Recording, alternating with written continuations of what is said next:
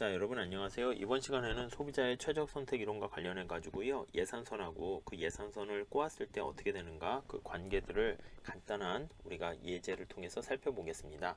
난이도는 가장 쉬운 문제 중에 하나니까 가볍게 한번 살펴보시면 되겠습니다. 자, 1번 볼까요? 오 씨는 월소득 30만원을 가지고 있는데 그 소득으로 단위당 2만원의 쌀과 단위당 3만원의 옷을 구입하고 있대요.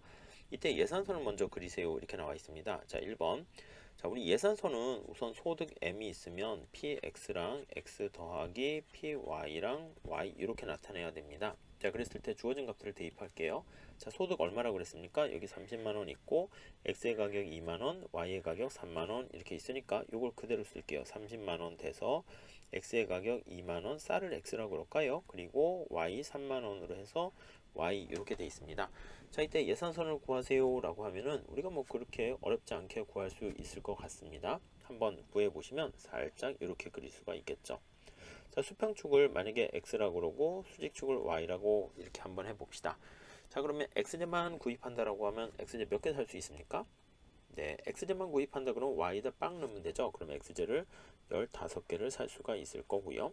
그 다음에 Y제를 구입한다라고 하면 예산선에서 X에다 빵을 집어넣으시면 Y제는 10개까지 살 수 있습니다. 자, 그러면 예산선의 형태는 어떻게 됩니까 하면 요거 연결한 거 우리가 알 수가 있겠죠. 자, 그런데 정부가 2번 볼게요. 배급제를 실시해 가지고 2번 배급제를 실시해 가지고 여기 나와 있는 것처럼 어떤 사람도 10단 이상 X제를 소비할 수 없다라고 하면 예산선이 어떻게 되니? 이렇게 되어 있습니다. 자, 그럼 예산선을 10개 이상 못 사니까 여기 10개 이상은 살 수 없어서 여기 부분이 날아가는 겁니다. 허공으로 날아가게 됩니다. 네, 이해되시죠? 그럼 예산선이 어떤 형태가 될까요? 네, 그렇습니다. 예산선이 여기 2번 살짝 보시면 이렇게 돼가지고 X가 되고 Y가 있을 때 예산선 여기 10개까지는 괜찮아요. 그런데 여기서 띡 끊겨요. 그래서 여기가 날아가게 되는 것이죠. 이게 이제 2번 문제가 되겠습니다. 2번 이렇게 돼 있고 3번 볼까요? 이러한 배급제가 경제생활에 어떤 변화를 가져올 것인가. 자, 여러분 우리가 생각할 수 있는 게 X제가 지금 쌀이잖아요. 쌀. 근데 이 쌀을 좋아하냐 싫어하냐에 따라서 결과가 달라지겠죠. 자, 우리 간단하게 한번 볼게요. 쌀을 굉장히 좋아하는 사람의 경우에는 여기 선택점이 이렇게 있으면 네, 여기 보시면 선택점이 여기랑 여기를 선택한다 할게요. 그럼 여기 선택하는 것보다 여기 선택하는 게 훨씬 더 효용이 높다는 거 알 수 있을 겁니다. 그리고 당연히 여기 선택하면 효용이 훨씬 더 낮아지게 되는 거 알 수 있어요. 자, 그래서 원래 이 사람 같은 경우는 A라는 사람은 무찰곡선이 굉장히 가파른 사람으로서 X제를 소중히 생각하는 사람이다 라고 생각을 하시면 A점보다는 할 수 없이 선택 영역이 박탈돼 가지고 B점을 선택할 수밖에 없어요. 그래서 이 A와 같은 무차곡선이 가파른 사람은 우리가 MRS XY가 굉장히 큰 사람인 경우에는 그랬을 때는 A를 효용 극대화가 되는 최적 선택점인데 but 어떻게 된다? 네, 이 영역은 선택이 불가능합니다. 선택이 불가. 자, 그러면 선택이 불가하니까 어쩔 수 없이 B를 선택하게 되는데 이런 경우에는 이런 제약 요건이 없었을 때에 비해서 효용이 감소하게 된다라는 거 알 수가 있습니다. 그래서 따라서 효용이 감소하게 된다 이렇게 생각하시면 되겠죠. 자, 반면에 무찰곡선이 굉장히 여기 보시면은 완만해 가지고요. 여기다 그림을 그려줄게요. 이렇게 돼 가지고 무차곡선이 굉장히 완만해서 X, Y가 있는데 예산선의 형태가 이렇게 있고 여기서 끊어졌습니다. 원래는 여기 이렇게 선택 가능한 영역이 있었으면 좋겠는데 여기가 이제 뻥 하고 날아간 거죠. 근데 무차곡선이 굉장히 완만해서 이렇게 되는 사람인 경우에는 어쨌든 내가 X는 별로 좋아하는 사람이 아닌 거예요. 그래서 MRS가 작은 사람이죠. 그래서 MRS XY가 작은 사람이에요. 작은 사람인 경우에는 원래 선택점이 A가 되는 거니까 이 영역에서는 함정에 빠지지가 않게 되네요. 그래서 이쪽 부분이 있더라도 영향을 받지 않게 된다라는 것을 우리가 확인할 수가 있을 겁니다. 그렇죠? 그래서 MRS가 굉장히 작은 사람 같은 경우에는 영향을 받지 않는다. 이렇게 정리하시면 되겠습니다. 자, 1번은 이 정도로 정리하시면 될 것 같고요. 자, 2번 한번 볼까요? 자, 2번은 모든 다른 상황은 보통의 경우와 동일한데 소비자의 여기 보시면 한계 대체율이 체증한다 이렇게 나와 있습니다. 한계 대체율 체증한다는 것은 뭐죠? 그렇죠. 무차별 곡선이 원점에 대해서 어떻게 돼 있다? 오목한 형태다 이렇게 돼 있는 것입니다. 자, 이랬을 때 효용 극대화되는 선택점은 어떻게 되니? 라고 나와 있습니다. 자, 그림을 좀 크게 그려도 될 것 같습니다. 자, 이 사람이 x제를 선택하고요, y제를 선택할 수 있는데 예산선을 한번 그려볼게요. 예산선은 여기서부터 이런 식으로 되는 거 알 수 있습니다. 근데 무차별 곡선이 어떻게 되냐면 원점에 대해서 오목한 것이기 때문에 한계 대체열이 체증한다라고 전제를 했어요. 그러니까 여기서부터 이렇게 지나는 거 알 수가 있네요.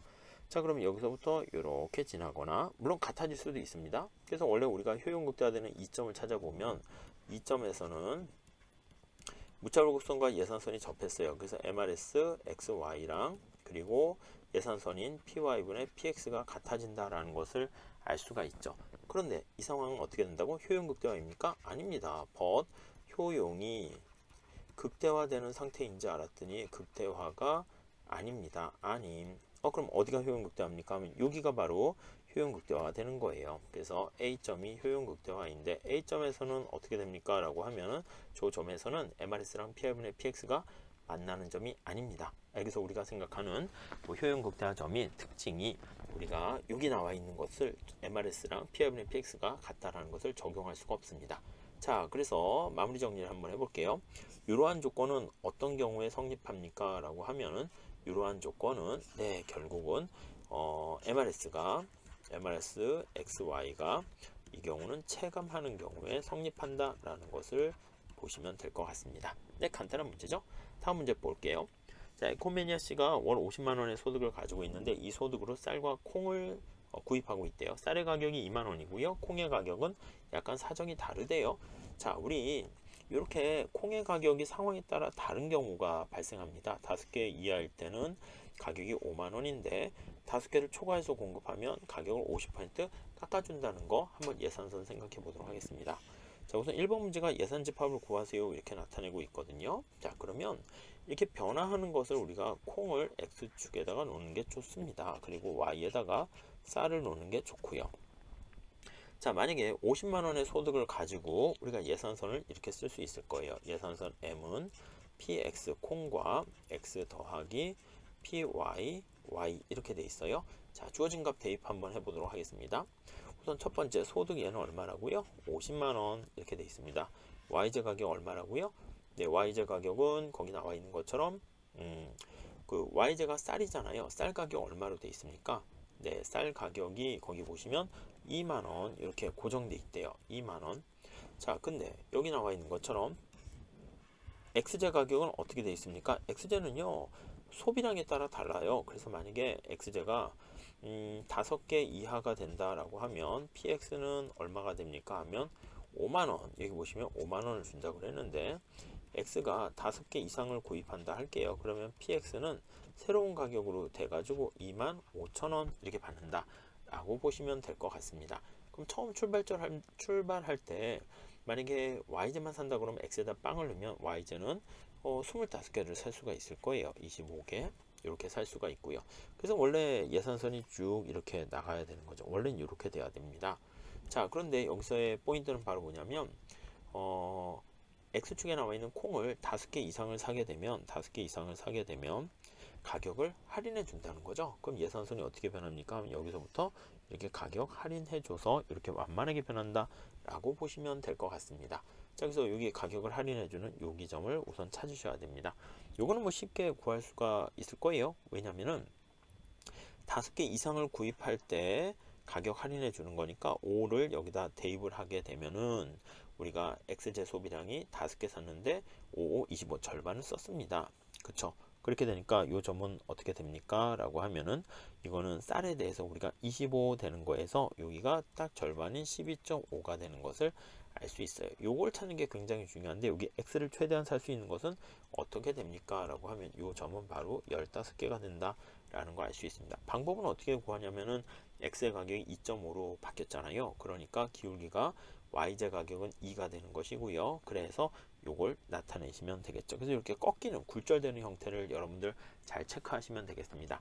자, 그랬을 때 이거 1번 해결이 됐고요. 2번 문제 한번 풀어볼게요. 2번 문제는 자, 구씨는 에코메니아 씨는 표준적인 선호 체계를 가지고 있다고 할 때 그의 효용이 극대화되는 점은 반드시 하나만 존재할 것인가? 이렇게 돼 있는데 아니죠. 하나만 존재하지 않고요. 무차로 곡선이 이렇게 완만하게 돼 있으면 이렇게 해가지고 아이고 그림을 그리기 힘드네요. 이렇게 되는 경우에는 그랬을 때는 무차로 곡선이 이렇게 되니까 효용이 2개 이상 생길 수 있다 라는 걸 생각하시면 될 것 같습니다.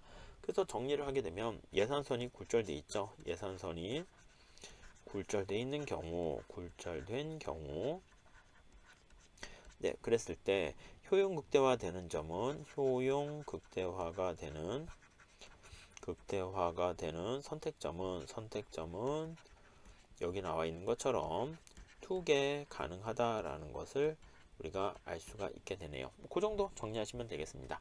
자, 다음 4번 문제 볼게요. 여러분, 어떤 상품과 관련한 엥겔 곡선을 설명하고 있습니다. 엥겔 곡선이 원점에서 나온 방사선이라고 할 때, 자, 엥겔 곡선 살짝 다시 한번 체크해 보도록 하겠습니다. 자, 엥겔 곡선 할 때는 우리가 첫 번째 체크하셔야 될 게 수평축과 수직축에 어떤 변수가 있는 걸 봐야 되는데 보통 소득을 놓다라고 합치게요. 아니면 여기다 x를 놓을 수도 있습니다.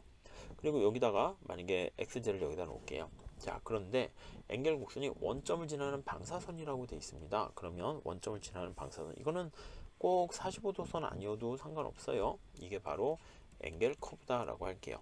자, 그러면 우리 그 공급의 탄력성 기억나세요? 혹시? 그러면 이게 변화 크기가 일정하게 돼요. 예를 들면 소득이 100에서 200으로 증가했다고 합시다.